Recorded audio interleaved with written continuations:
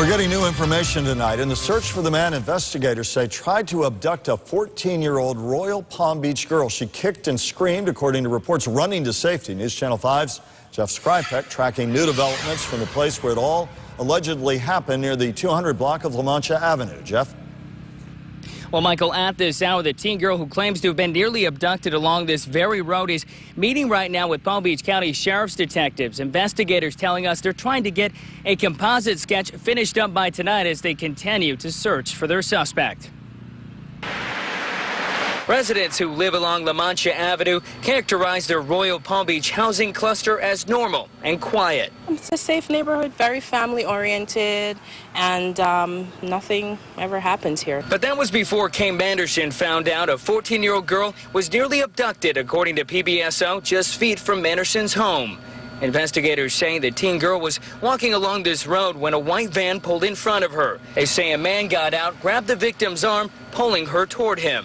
Wow, in this neighborhood that actually happened, I'm shocked, actually.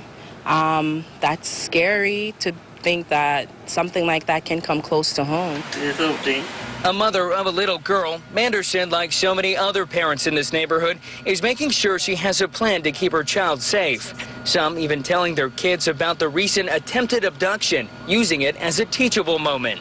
I think you need to empower the kids, let them know that, hey, it's not a joke, it could happen in our neighborhood, and sure did. Aida Newman, a mother of 2 girls and 1 boy, makes sure she picks up her children, not the bus. It does rob a kid from their sense of security, and for a 14-year-old, it's very sad. Newman says she's relieved the teen girl got away, but says this attempted abduction is a wake-up call.